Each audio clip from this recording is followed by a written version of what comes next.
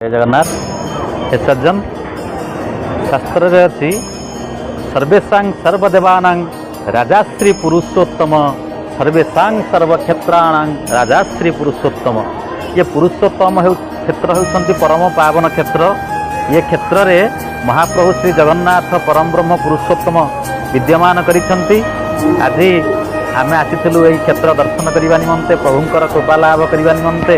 हे सज्जन, आपण माने समस्ते जगन्नाथ क्षेत्र को परिधान करंतु, जगन्नाथ क्षेत्र को दर्शन करंतु, जगन्नाथ क्षेत्र को परिक्रमा करंतु, जगन्नाथ संस्कृति सहित जड़ित हुंतु। समस्त कार्य जहाँ भी कार्य आपण करुछंती घरे पारिवारिक हिसाब से, मानवीय हिसाब से आम जहाँ भी कार्य करुचे, सबु कार्य को